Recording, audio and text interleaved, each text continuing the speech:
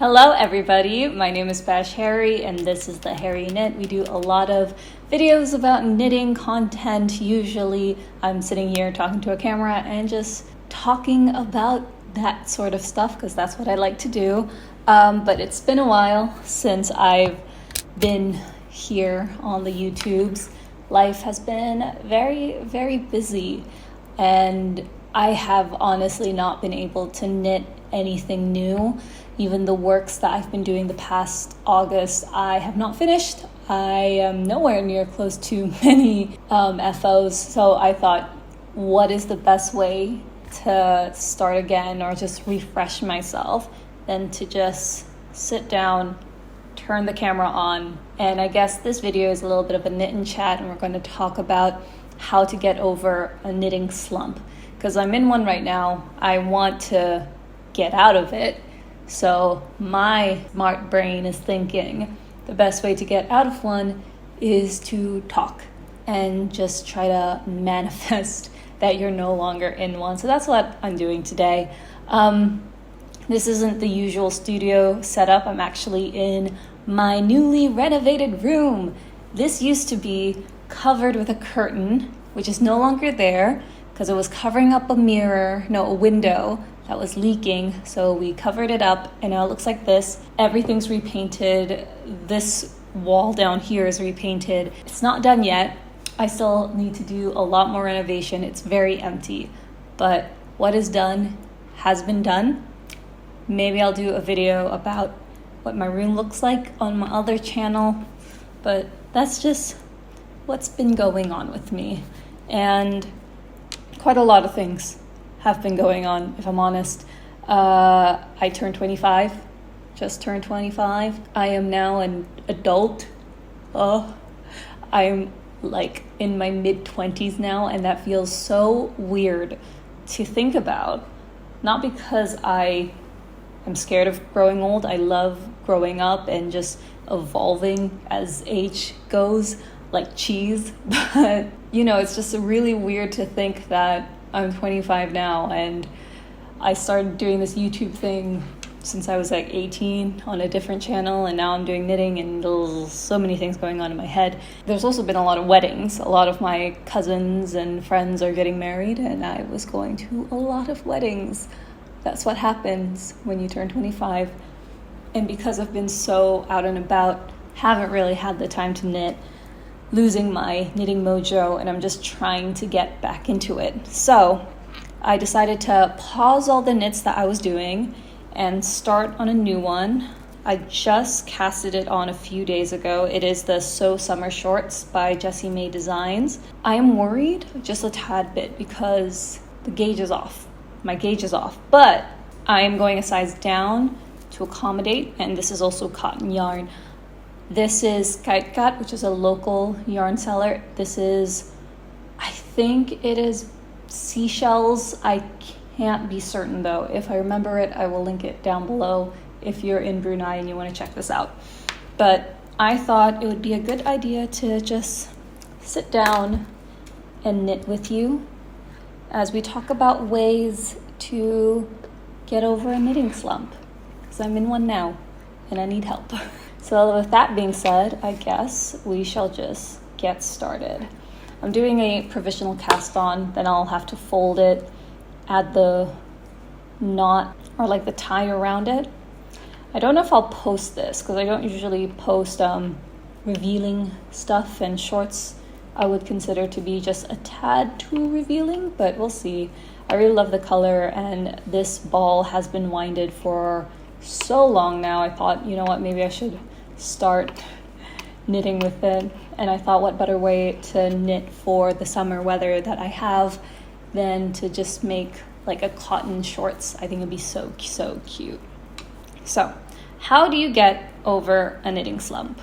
I don't know, but I do have some tips that could be helpful for you. And the first one that I have here, because I wrote it in my journal, the first one that I got here is do a small project. So what I mean by small project, I mean something that you can do pretty easily without overwhelming yourself, without feeling like you need to read the details carefully, like a really intense lace work or something with thinner needles. Rather, I would say something like a headband that you can make for a baby, scrunchies. I have a tutorial on my YouTube channels about that, or even a bandana, which I've made 2 of last 2 months.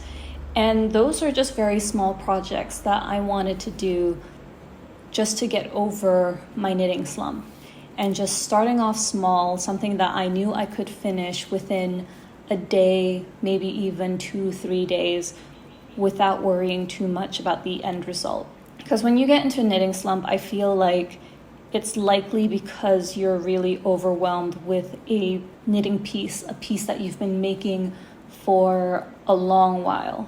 So the past few projects that I've been making have been taking like a month at minimum to finish. And though that's okay for me most days, some days I just want to do something quick and easy that I could probably give to somebody.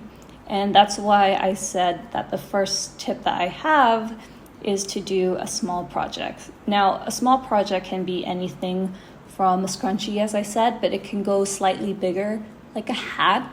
I know that a lot of people are getting into the winter months. Fall is very, very soon. It's already September if you're from the Western Hemisphere, Northern Hemisphere. You know, I think hats would also be a great way to just make something during your downtime without worrying too much about how perfect it's going to be, because a basic ribbed hat, I feel, is not as intense as, let's say, a sweater that has a lot of lace panels or cables, just because, you know, it's something easy that even beginners can do. And I think sometimes we have to go back to the basics, and the basics are usually small projects. The second thing I recommend, tip number 2, as you would say, is to look for inspiration. I do this carefully, though. I put an asterisk, look for inspiration carefully. And what I mean is carefully is I think sometimes I get a little bit overwhelmed with how many things there are on Instagram, on Pinterest, on Ravelry, and I want to do everything. But because I want to do everything, I do nothing. And that is a very sucky feeling to feel about, you know, what is essentially such beautiful pieces that people are making and that you want to do. So, but at the same time, I also know that I wouldn't be making things without inspiration. So I like to go on Instagram. I like looking at my favorite knitwear designers, or even just people that I follow, my mutuals, and see what designs they've been making. I also like to think about my own wardrobe. I've done a huge declutter about clothes that do not fit me anymore and what I need to fill in my wardrobe. And most of that is pretty basic stuff. I also need a lot more color, hence this very purplish blue short set. And so knowing that and knowing what I want, I'm able to research on Ravelry, Etsy, even the hobby website to see what is available to me and what I can accommodate using the yarn that I have. I like to take for example the So Summer shorts that I'm making right now. I realized in my wardrobe, when I'm at home, when I'm having the day off, I tend to wear jeans, even though I consider them an outdoor outfit, because I don't wear anything casual at home. Maybe sweatpants, but they're not the fanciest, nor are they the prettiest, and I still like to feel good in the clothes that I wear. And my sisters love wearing shorts, but I don't have any shorts that fit me because I'm bigger than them. It's just how it is. So I decided to knit myself my own pair of shorts. And one of my favorite designers is, of course, Jessie May Designs, and she has a set of shorts. And if I made the top, I made the shirt, I wanted to make the shorts and just make them as nice as possible. So that is what I'm doing. Another, let's say, project that I'm planning on making is to make more tops. I've been in this very 70s trend with my outfits the past few years. And one piece that I really want to make is a polo shirt that's inspired by Taylor Swift's latest TikTok. And I know that's so Swiftie of me, but she wore this orange and yellow striped shirt, and I want to make something similar for myself because I love Taylor Swift. I love her outfits, and it seems like Midnight's, her latest album, is going to be very 60s, 70s inspired, and I would like to match that aesthetic in my wardrobe. I've seen a few polo tees available online. I am still looking for the perfect one. If I do, then I will let you know. I'll probably share it in a podcast or something. But these are just some ideas of how you can take inspiration. I know it can be very overwhelming though. God knows that so much content can really overwhelm your brain. And I haven't been on Instagram in a while because it's been so overwhelming. But I do love to see all the color and the concepts and the ideas that my fellow knitters have. Because, it's really cool to see what people have been making. It's really cool to see how their design and their styles come to life. If you want like a more in-depth video about like personal style and knitting, I think that'd be a really good video, but we'll see about that. I know Breeze Knits and Knits by Mandy did one, and they really inspired me to make my own, but we'll see about that. The third tip that I have, which I used to do a lot, now less so because I don't have the time, and that is to bring your knitting out. I just started driving. I used to be quite, I wouldn't say fearful, but I wasn't confident to drive.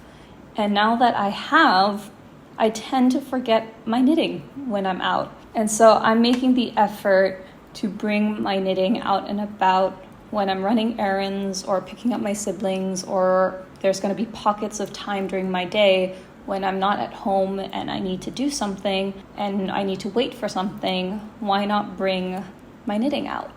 So that is the plan. Whether I'm going to a cafe or I'm going to work as a DJ, I have a lot of spare time, or little pockets of spare time during the day where I get to bring my knitting and just work on a project.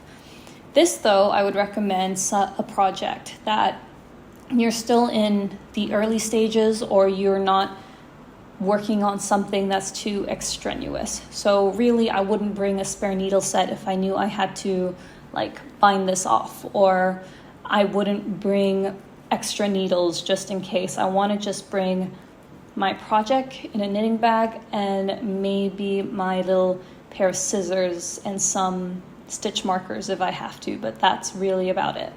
So I am very careful about what knit I'm bringing out, and then the more intense knits that I'm planning on doing, I just do them at home. And sometimes that can get difficult because I'm barely at home most days anyway. So this is just a very minor thing that you can do to give yourself time during the day to knit. I know some people knit during their lunchtime. I used to do that quite a lot, and then I went out quite a lot for lunch and I stopped doing that. I know some people do it when it's breakfast, like right after breakfast, but for me, I like journaling in the morning, so I don't usually knit. But I will say, and this leads me on to tip 4. So my 4th tip is to schedule your knit time. And by that, I mean you should, if you want to, you should find a time that suits you to knit. So for example, for me, most days, if I want to knit, I will watch a TV show. Whatever that TV show may be, I will only watch that show when I'm knitting. So take, for example, I just started watching and I just finished Only Murders in the Building, starring Steve Martin, Martin Short, Selena Gomez. Amazing show. I binged 2 seasons of it. I loved it. And I only knitted when I was watching that show, or I was only watching that show when I was knitting, because it's such a great show to watch, to binge as well. It's so funny. It's so enjoyable. So I like to just bring that time together, something that will de-stress me, relax me, especially after a long day when I need to take it easy and spend some me time. I realized that if I didn't have any me time during the day, what that is knitting or watching a show, I can get very anxious and I'm not able to sleep as well as I should. So just be mindful of that. It's always dependent on you. Some people I know don't like knitting when they're watching movies because they want to be more focused on the movie or the show. But for me personally, I like to watch a show to just turn off my brain and do some mindless knitting. It's purely up to you. If you have your own knitting preference, let me know. Maybe maybe I will put that into my own knitting time because I want more knitting time in my life, but we'll see about that. Let me fix the lighting. It's getting really dark. Is that okay? Okay, that's slightly better. And my fifth and final tip is more of a thing to remember. It's a gentle reminder, not only for myself, but to you as well. And that is, it's okay to be slow. It's okay to take things slow, one day at a time. I think, especially in the internet, social media world that we live in today, I know I feel overwhelmed and I look at these photos and I think, why am I not as fast or as quick as my friends or the people that I follow? When in reality, most people will go through stages in their life with ebbs and flows, what they want to do at that specific time, what they want to knit up even in this context. And so I have to remind myself every day that it's okay that things take dips, things take time, things will always change for you because life changes and you have to accommodate for that. And sometimes knitting takes a step back because life happens, work happens, and that's okay. You shouldn't hurt or, be angry at yourself for doing that because this is something that, we do to relax and enjoy and not be so overwhelmed or compare ourselves to people simply because that's what we see on the internet.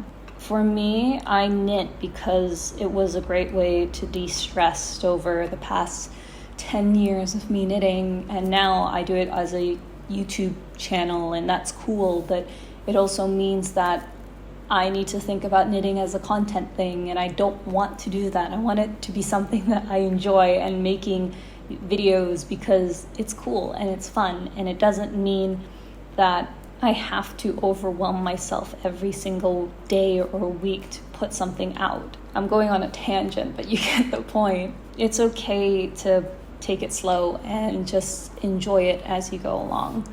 And that's something I think we have to think about, and slowly but surely that knitting slump will be over. It'll maybe take a week or more, months or years even. There was one time I was in a knitting slump and it took me 3 years to pick up a needle set. It just happens, but it's still a skill that is great to have, and it's a great way to de-stress. But I also know that in the future there may be other things that will help me de-stress that's not knitting. And so those things may take precedence, and that's okay. We figure it out as we go along. Those seem to be all my 5 tips. This video is taking a bit of a tangent, but that is okay. I hope you're well. I hope September is good. I hope August was really good for you. I only posted 1 video in August and it made me feel real. I don't want to say it made me feel like a failure, but it definitely made me feel like I was losing my mojo, and I don't like that feeling. So I'm easing back into making videos. I'm easing back into just making content that I know I'm going to like and quick to edit, if I'm honest. So let me know if there's any videos that you'd like to see. If it's like a personal style one or more knit and chats, just let me know. But until then, I will see you soon. Thank you so much for watching. If you like this video, please do like, comment, and subscribe. And if you've watched this video for as long as you have, use the, what should you use? What should you say? Comment Violet, so I know that you've watched this entire video. Okay, I'm gonna end this right now. Thank you so much for watching. My name is Bash Harry. This is the Harry Knit, and I will see you later. Okay, bye.